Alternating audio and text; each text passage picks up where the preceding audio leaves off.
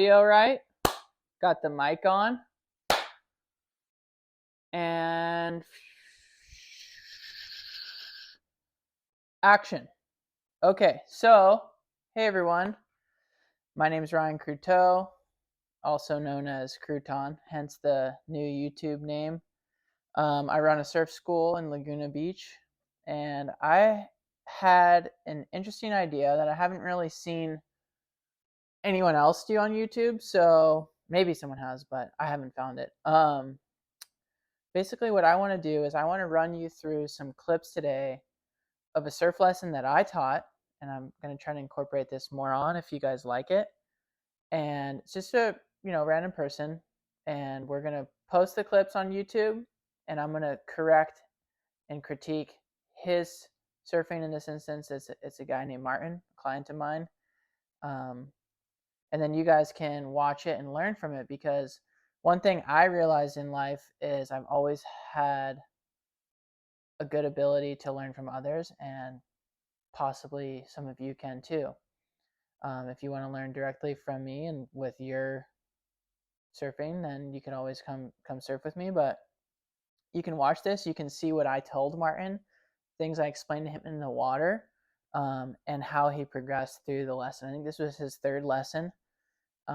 And today he was, we were working on turning down the line. So that's like the key note, I would say, is if you're a beginner to intermediate, I'd say if you're a beginner surfer, you're trying to get to that intermediate level, how to turn down the line, and ride on that unbroken, open face green wave, at an angle or slightly down the line, then this could be a good video that you can learn something from someone else's experience. So we'll roll the clips. I'm watching them here. I'll put this on a split screen on YouTube in a little bit, and you guys can see everything that I'm thinking, everything that I taught him, and basically everything that I was able to explain to him, I'll share with you guys.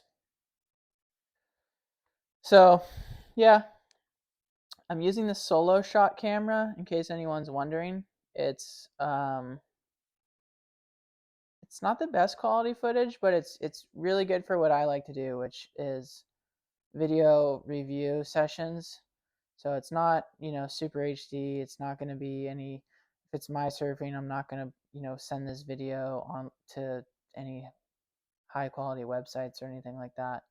But it's really good for technical analysis and kind of showing my clients what they're doing right and wrong, and allowing them to visualize what I'm saying. So for Martin's first wave here, he goes left and gets stuck on his knee.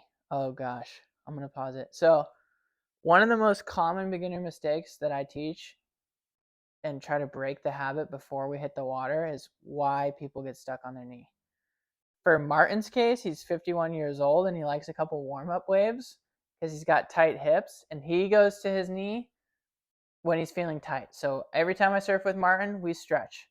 But for other people, it's typically when they go to pop up, they're kind of popping up on these beginner big boards first. This is day one, first lesson, and their back feet are kind of laying on the tops of their feet versus their toes.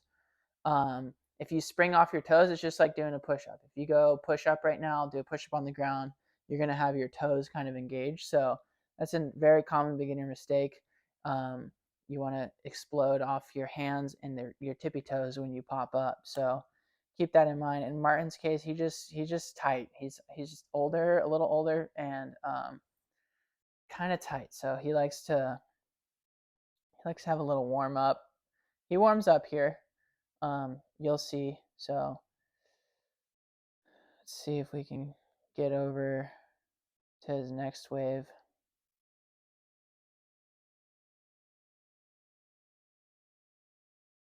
So here he goes. He's looking at it right. That was his goal. Back knee down again. Okay. The back knee is a problem, not only because it's really hard to get from your back knee to your feet, especially if you take your hands off the board, but also when you put your back knee down, it puts weight on the tail.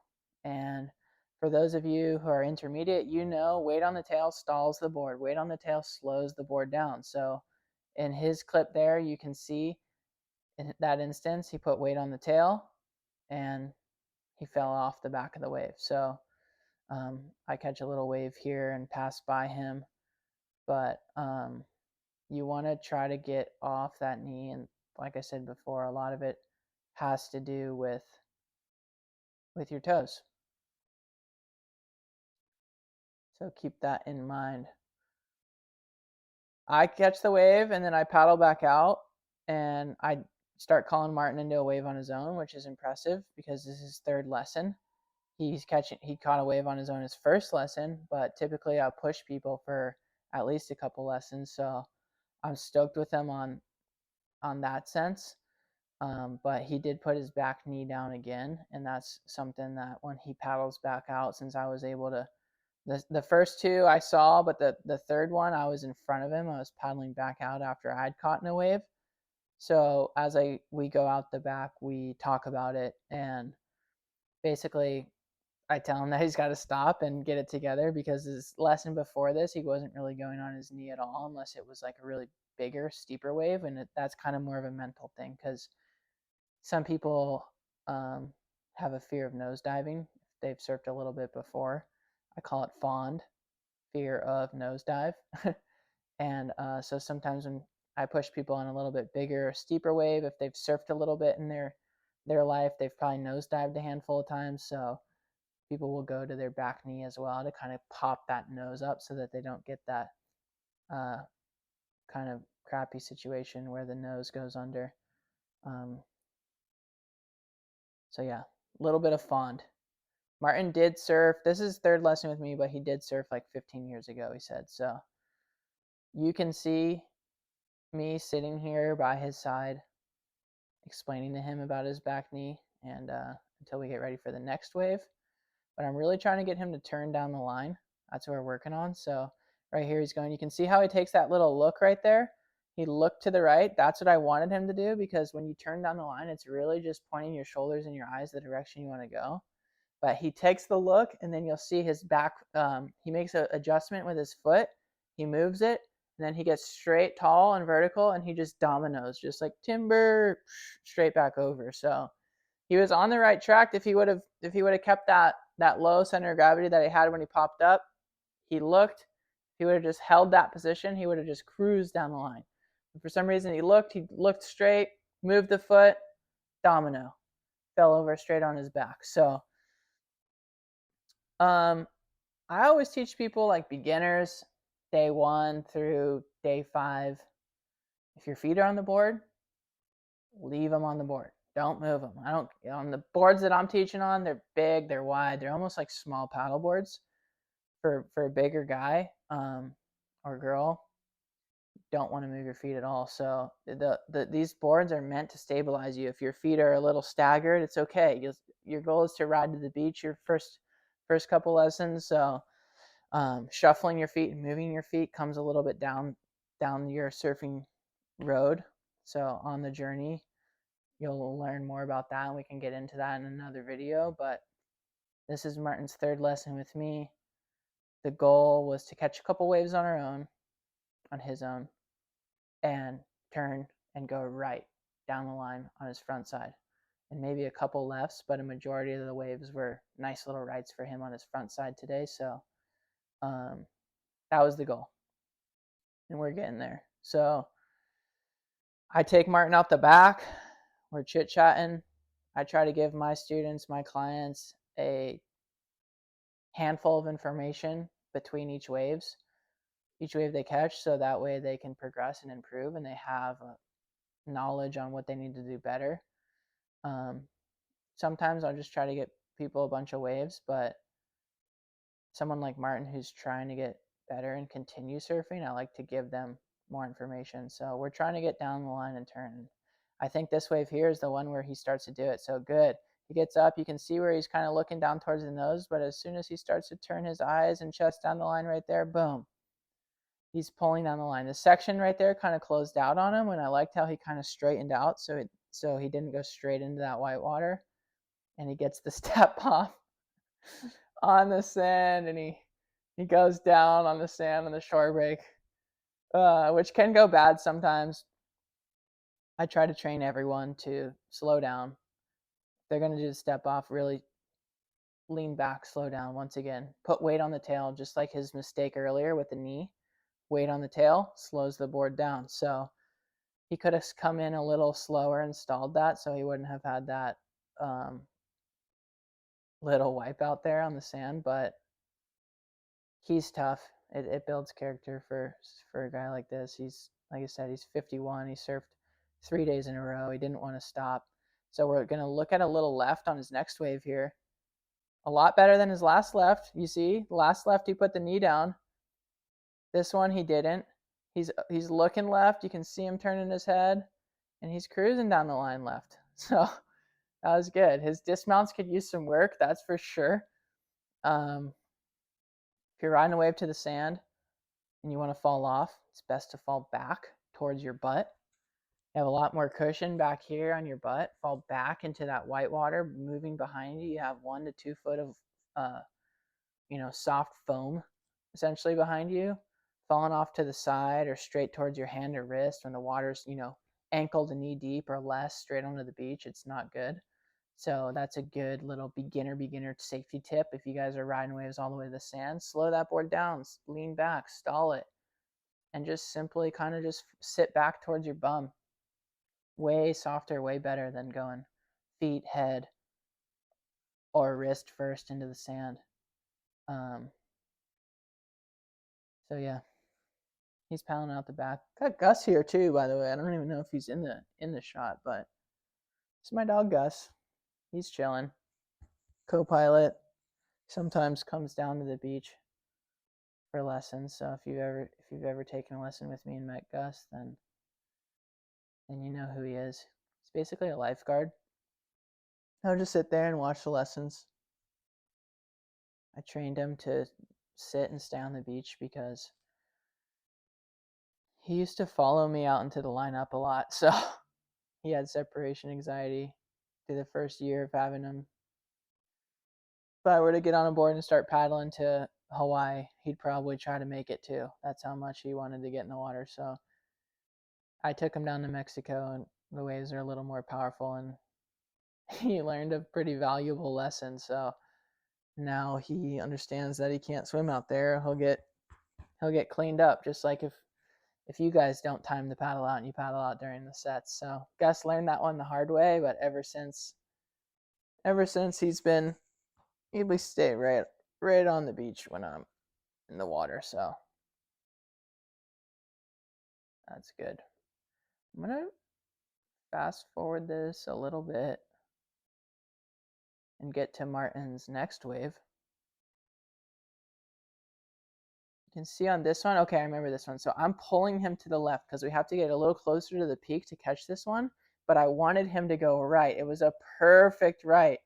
No knee pop up. He's back in action. He's loosened up.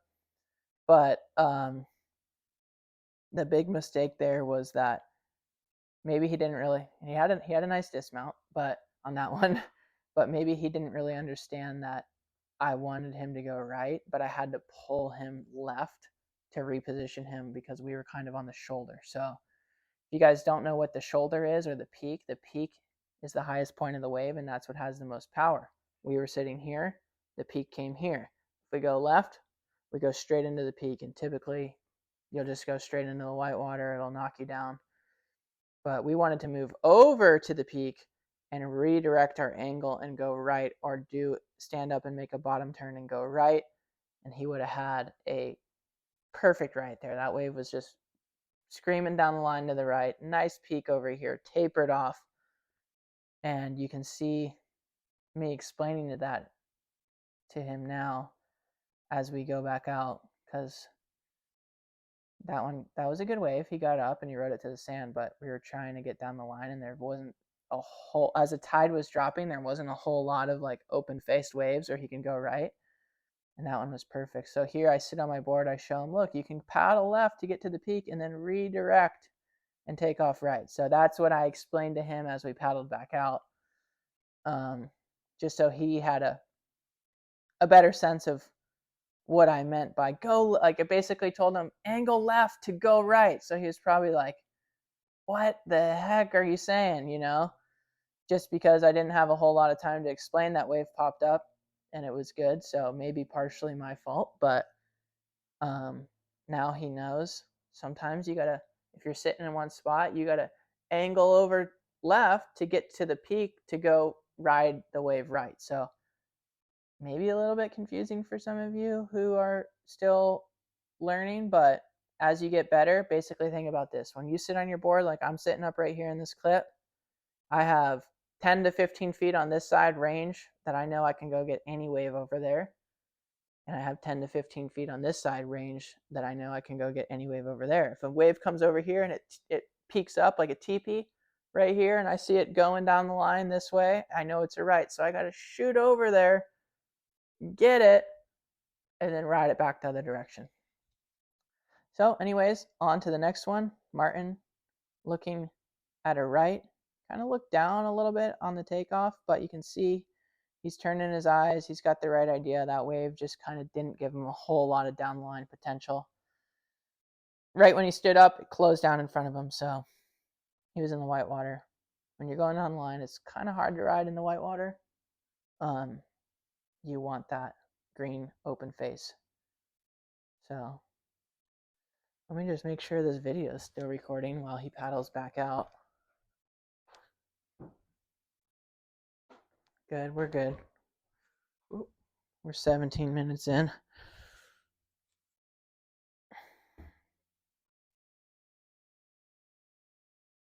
I'm just gonna kind of pull it through, get to the next wave.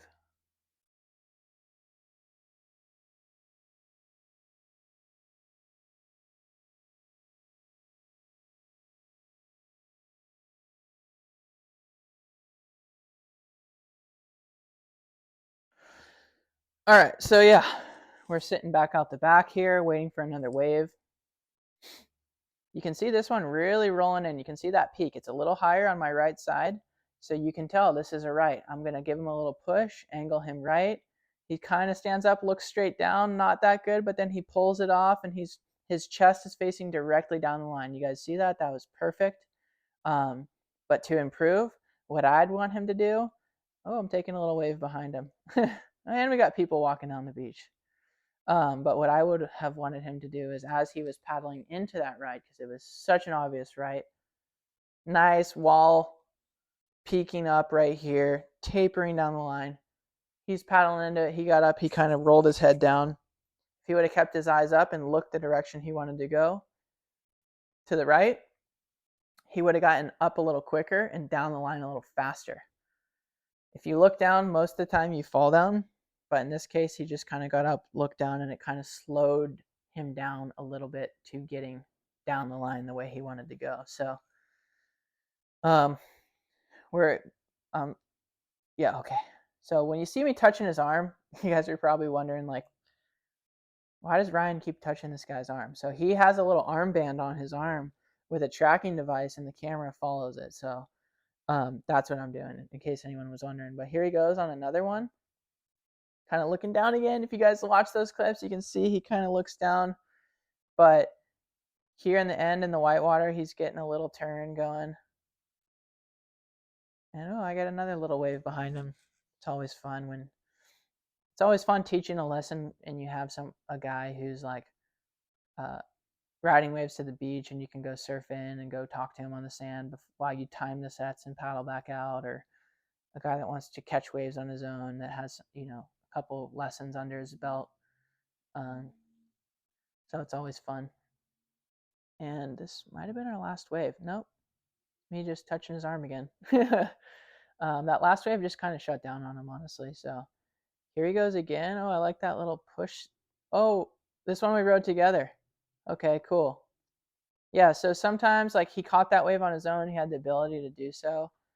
That's good for me because as a coach, I can sometimes ride behind them, see what they're doing, and tell him. So in this case, it was great that he was able to catch the second wave on his own today. So that's a good, he's out there for an hour and a half. He's already caught 2 waves on his own. He's probably got like 7 or 8 of me pushing him in. So we're killing it. We're having fun. That wave again didn't really have a lot of down the line opportunity, but what you can see here is now that I've kind of drilled it into his head that he's not allowed to go on his knee at all. I don't care how cold, inflexible, or tight his hips are. Like, no more knee. We haven't seen that since like the second or third wave. So we got past that. That's good. Now we're just trying to look for some more open face. The waves are starting to close out a little bit more because of the tide dropping. So we'll pass up on a couple of them because I'm trying to teach him about wave selection and how to identify the difference between a right and a left. And a lot of that has to do with looking at the waves. So you'll see I tend to sometimes turn the clients like parallel, although you never really want to be sitting parallel between like where the waves are capping, like right where they're catchable. Because if a big one comes and you're not paying attention and you're sitting parallel, that wave has a board to grab onto, and it can suck you over the falls. That's what we call it when you go with the wave, over the wave. No fun. So I'll kind of turn him so that he can see the wave.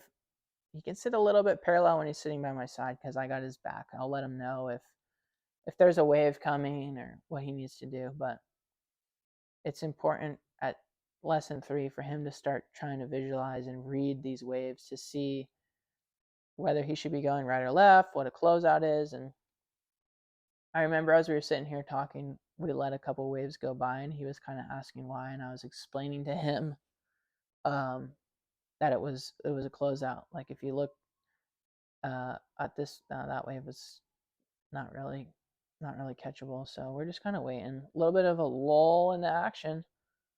So yeah, this one. Okay, so I'm pointing to him here. I'm saying, look, if you look to this side of me, it's closing out. If you look to this side of me, it's already closing out. This is a bad wave.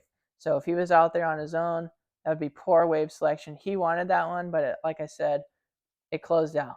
Steep face, nowhere to go. Right side shutting down, left side shutting down. So in between waves, we're talking, we're breaking down stuff like that. We're staying busy when they come, but I really like to give people information that they could use. Like I could just sit there and let that wave go by and not say anything about it, but someone who's interested in surfing and he's going back to Scotland and he's trying to buy a board and wetsuit and surf on the east coast of Scotland in the winter. He's like dedicated after this week he spent with me. So it's important for people like that to know the difference between a good wave and a bad wave and a closeout versus a perfect peeling right-hander. So when he can identify those on his own, he's going to be well on his way. The thing about reading waves, and the question people always ask me is like, hey, Coach Ryan, how do you read waves? What do I look for? It's like, well, it's really just consistency. You guys got to get in the water, surf, have waves crash on you. Okay, I should be a little further out. Paddle for a wave, and it shuts down. You're trying to go right, and it shuts down on you. Okay, that was kind of a closeout.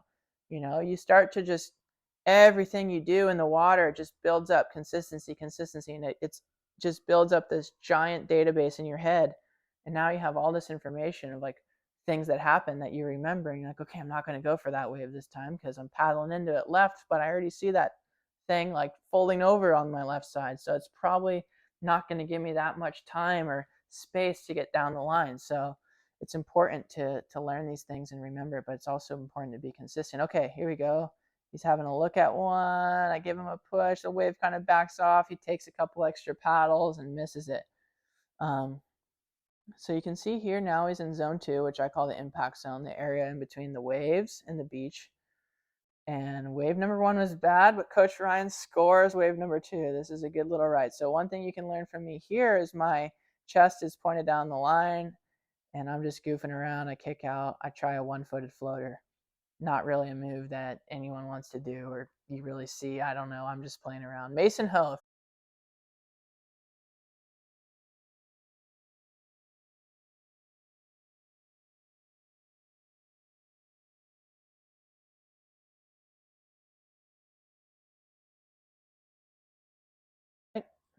here we are, the little behind the back push by, spin behind, give him the boost. He's taken off. Back knee again. Oh no.